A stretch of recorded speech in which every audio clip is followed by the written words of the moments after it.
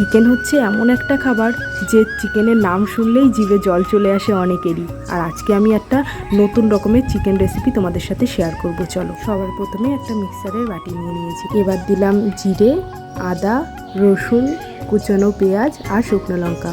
সামান্য একটু জল দিয়ে ভালো করে মশলাটা পেস্ট করে নিচ্ছি। অন্য সাইডে একটা গামলা নিয়ে নিয়েছি। গামলাটার মধ্যে আছে অনেকটা চিকেন। এবার এর মধ্যে দিয়ে দিয়েছি বেশি করে সর্ষের তেল, স্বাদ মতো লবণ, দিলাম হলুদ গুঁড়ো, আর এর মধ্যে দিয়ে দিচ্ছি আমি পেঁয়াজ কুচি। আমি এখানে 3টে পেঁয়াজ কুচি করে নিয়েছি। পেঁয়াজটা একটু বেশি দিও। রসুন আর পেঁয়াজটা যত তুমি মাংসে দেবে ততই কিন্তু টেস্টি হবে। দিয়ে দিলাম 4টে গোটা রসুন। গোটা রসুন খেতে চিকেনে কে কে ভালোবাসো অবশ্যই জানিও। আর এই চিকেনটার মধ্যে গোটা রসুন দিলে এটা অসম্ভব ভালো খেতে হয়।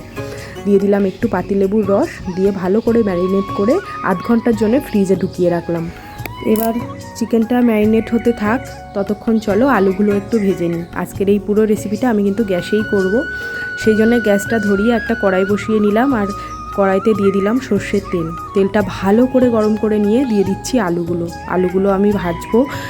আর তোমাদেরকে আরও একটা কথা জানিয়ে দিই, তেলটা ভালো করে গরম করে না নিয়ে যদি তোমরা আলু দাও, আলুগুলো কিন্তু নিচে লেগে যেতে পারে, তাই ভালো করে তেলটা গরম করে নেবে।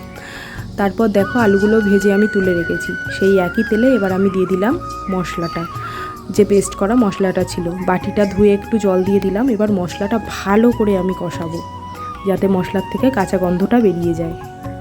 ভালো করে নাড়াচাড়া করে নিয়ে এর মধ্যে দিয়ে দিচ্ছি এবার আমি শুকনো লঙ্কার গুঁড়ো। এটা কিন্তু কাশ্মীরি লঙ্কার গুঁড়ো নয়, এটা শুকনো লঙ্কারই গুঁড়ো। কাশ্মীরি লঙ্কার গুঁড়ো তোমরা চাইলে দিতে পারো। আমি যেহেতু লঙ্কাটা একটু কম দিয়েছি শুকনো লঙ্কা, তাই আমি একটু গুঁড়ো দিয়ে দিলাম বেশি করে। তারপর ম্যারিনেট করা চিকেনটা মশলাটার মধ্যে দিয়ে দিলাম। মশলাটা ভালো করে কিন্তু আমি ভেজে নিয়েছিলাম। এবার দেখো একটা ঢাকনি দিয়ে ঢেকে রেখেছি, আর একটা পেপার দিয়ে ঢাকনির ছোট্ট একটা ছিদ্র ছিল সেটা কিন্তু আটকে দিয়েছি। এবার আস্তে করে ডিমে আছে কিন্তু এই চিকেনটা পুরোপুরি রেডি করতে হবে। মাঝে মাঝে একটুখানি নাড়িয়ে দিয়েছি আমি খুন্তি দিয়ে। তাছাড়া দেখো আমাদের চিকেন কিন্তু অলমোস্ট ডান, পুরোপুরি হয়ে গেছে চিকেনটা।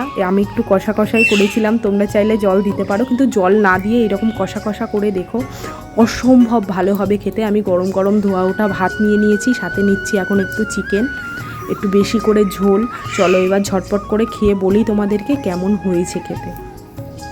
সত্যি কথা বলতে, তোমরা যদি বাড়িতে এই রেসিপিটা রেডি না করে থাকো অবশ্যই রেডি করো। ভীষণ ভালো হয়েছে খেতে। আর রসুনটা ও মাই গড, মুখে দিতেই যেন গলে গেল। কেমন লাগলো জানি।